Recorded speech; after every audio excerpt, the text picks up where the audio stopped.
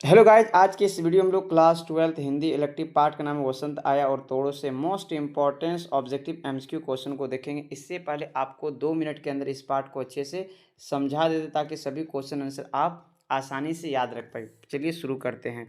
First में देखिए, वसंत आया और तोड़ो पार्ट यहाँ पर आया होगा, ठीक है। दोनों पार्ट का लेखक का नाम है रघुवीर सहाय जी ने लिखा है। अब इसमें देखिए, वसंत का महीना जो बहुत अच्छा महीना मानते हैं, बहुत अच्छा मौसम मानते हैं कि इस मौसम में ना ही ठंडी ना ही गर्मी का एहसास होता है, बहुत अच्छा मौसम होते हैं इसमें। लाइक जब लेखक बाहर निकलते हैं तो इसके वातावरण को बहुत ही आनंद लेते हैं, ठंडी ठंडी हवाएं, और पेड़ के जो पत्ते में चलते हैं जो पीले पड़ गए हैं वो रोड में हैं, और रोड में जब चरमर की आवाज़ें आते हैं चलते हैं, और कोयल की मधुर आवाज़ सुनाई देते हैं सुबह सुबह जब नहा करके निकलते हैं। लेकिन बताते हैं कि अब हम लोग इतना बिजी हो गए अपने डेली लाइफ, अपने दिनचर्या में, कि वसंत आ गया लेकिन पता नहीं चला। और पता भी कब चला, जब कैलेंडर को खोल कर देखें, जब तारीख देखें तो पता चल रहा है कि वसंत आ गया है। और तोड़ो देखिए, आई होप ये समझ गए होंगे। दूसरा पार्ट में क्या है, तोड़ो। तोड़ो बोलता है कि अपने जो मन की कृतियां हैं उसको तोड़ो, नहीं तो आगे नहीं बढ़ पाएंगे। जिस प्रकार से एक बीज को ज़मीन के अंदर बो देते हैं और ज़मीन के सीने को चीर के बाहर निकल आते हैं, अगर फसल को उगाना है तो बिल्कुल खेत में जो चट्टान है उस चट्टान को हटाना पड़ेगा, तोड़ना पड़ेगा, तब जा कर के फसल को उगा सकते हैं। सिंपल से अपने मन को काबू करने के लिए बोला है, और बिल्कुल जो कूटनीतियाँ उसको छोड़ने के लिए बोला है। आई होप समझ गए होंगे। जिस प्रकार दशरथ मांझी ने छेनी हथौड़े से पहाड़ को तोड़ दिए थे क्योंकि अपने आप पर उसको यकीन था। बाय द वे हम लोग क्वेश्चन देखते हैं और यहीं से आंसर भी बताते जाएंगे। फर्स्ट क्वेश्चन है, वसंत आया तोड़ो कविता के कवि कौन है? रघुवीर सहाय, ऑप्शन नंबर ए बिल्कुल सही हो जाएगा। क्वेश्चन नंबर 2 में पूछा है, लाइक सभी बच्चे यहाँ पर देख सकते हैं, निम्नलिखित में से रघुवीर सहाय की रचना कौन सा नहीं है? तो आपके सामने अलग अलग विकल्प है, आपको विकल्प देख लेना। हम पढ़ेंगे तो बहुत ज़्यादा टाइम लग जाएगा। इसका आंसर हो जाएगा चुका भी नहीं हूँ मैं, ये इसका नहीं, बाकी ये 3 इसी का रचना है। नेक्स्ट देखिए, क्वेश्चन नंबर 3 में, रघुवीर सहाय निम्न में से किस सप्तक में से जुड़े थे? तो याद रखिए, जो रघुवीर सहाय थे दूसरे सप्तक में जुड़े थे। ऑप्शन नंबर बी होगा, सही हो जाएगा, राइट आंसर हो जाएगा। कौन से कथन बताना है कि झूठा है, असत्य है इस कविता के अनुसार? तो ऑप्शन नंबर इसका राइट होगा डी। देखिए क्या लिखा है, उनके कर्तव्यों में यथार्थ की अपेक्षा कल्पना की उड़ान अधिक है। नहीं, ये बिल्कुल गलत है, ऑप्शन नंबर डी राइट होगा। 5वां नंबर में सभी बच्चे आज ये क्या लिखा है, देखिए, निम्नलिखित में से कौन सा वसंत आया कविता का प्रतिपाद्य नहीं है? तो देखिए 4 विकल्प आपके सामने, विकल्प आप अच्छे से पढ़ लीजिएगा, क्विक रिवीजन है, बता देते हैं। जैसे ऑप्शन नंबर ए हो जाएगा सही।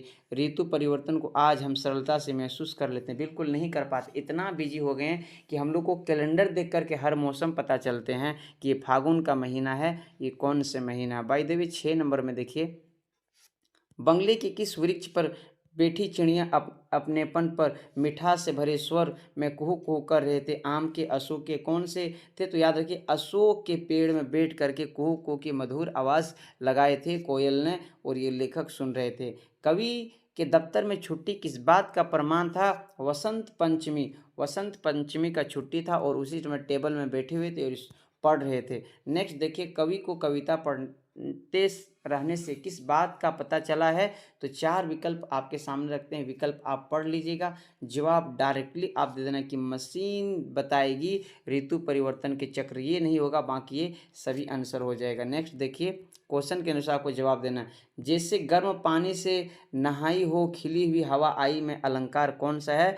उत्प्रेक्ष अलंकार है, ऑप्शन नंबर डी। अलंकार आपको पढ़ा देंगे, बहुत ही इजी पार्ट है, कोई डिफिकल्ट पार्ट नहीं है, आपको एक वीडियो के माध्यम से बता देंगे सभी अलंकार, उसमें डिटेल्स। रघुवीर सहाय किस काव्य धारा के कवि थे? नई कविता के, ऑप्शन नंबर डी बिल्कुल सही हो जाएगा। 11 नंबर पे सभी बच्चे आ जाइए।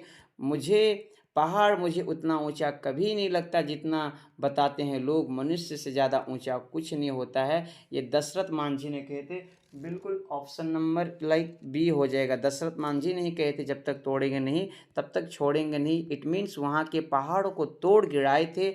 जब ये बीमार पड़ी थी इसकी पत्नी और इलाज ना हो पाया था। तो देखिए मन का जो शक्ति होता है, जो मन को कंट्रोल कर लेते हैं, किसी भी काम पे विजय प्राप्त कर लेते हैं। 12 नंबर निम्नलिखित में से कौन सा अंत मन का पोषक तत्व हो नहीं है? आपको विकल्प देते हैं, 4 ऑप्शन देते हैं, उसके अनुसार आपको जवाब भी देता है ना, वेशभूषा हो जाएगा। Option number B is the right answer हो जाएगा। गोड़ो गोड़ो तोड़ो तोड़ो कविता में हर कवि क्या बताना चाहते हैं, क्या बताने का प्रयास कर रहे हैं? यहाँ पर देखिए ऑप्शन नंबर ए हो जाएगा, मिट्टी की गुड़ाई की तरह मन की भी गुड़ाई होनी चाहिए, इसलिए गोड़ो गोड़ो कहा गया, तोड़ो तोड़ो गोड़ो गोड़ो। नेक्स्ट देखिए 14 नंबर पे लिखा है, निम्नलिखित में से कौन सी रघुवीर सहाय की रचना नहीं है? ये इसका आंसर आपको पहले बताएं, अंधेरे में नहीं है। 15 में देखिए, प्रस्तुत कविता में कवि का कौन सा रस नहीं है? तो याद रखिए वीर रस नहीं होगा, ऑप्शन नंबर सी। कुछ क्वेश्चन थोड़ा सा आपको समझने की ज़रूरत है, सब भी देख लीजिएगा, किताब पढ़िए, ज़्यादा समझ में आएंगे, क्योंकि क्विक रिवीजन का वीडियो है, ज़्यादा टाइम नहीं लेंगे। मन के सृजनात्मक आयामों की पहचान के लिए किन अवांछित तत्वों को निकाला जाता है?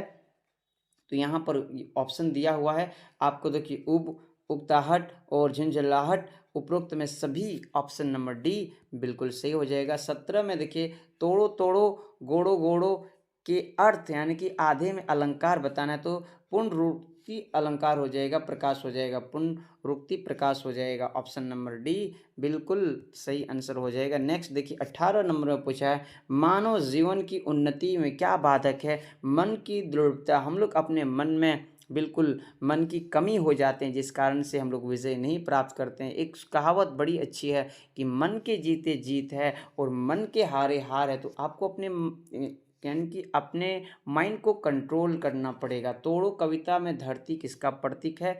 मानव की कविता, मानव की मन की है ना, मानव की मन की धरती का प्रतीक है। मानव के मन को बोला है कि वो अपने मन को काबू कर लें, अपने मन में विजय प्राप्त कर लें। पहले कवि किसके लिए चट्टान उस पर और बंजर को तोड़ने का आह्वान क्या है? तो इसका देखिए राइट आंसर, कितने बच्चे ने, क्या बात है, बहुत अच्छा जवाब दिया। इसका राइट आंसर सृजन के लिए, जोड़ने के लिए। आई होप ये क्विक रिवीजन वीडियो आपको पसंद आई होगी, तो इस वीडियो को लाइक कीजिएगा। 21 नंबर में देखिए लास्ट वन क्वेश्चन है, रघुवीर सहाय निम्न में से एक पत्रकारिता से जुड़े हुए नहीं थे, तो इसका आंसर क्या होगा? आपको इसका आंसर नीचे कमेंट बॉक्स में बता देना। आई होप ये वीडियो पसंद आई होगी, तो इस वीडियो को लाइक कीजिए, अपने फ्रेंड्स के साथ शेयर कीजिए। मिलते हैं नेक्स्ट वीडियो में नेक्स्ट टॉपिक के साथ।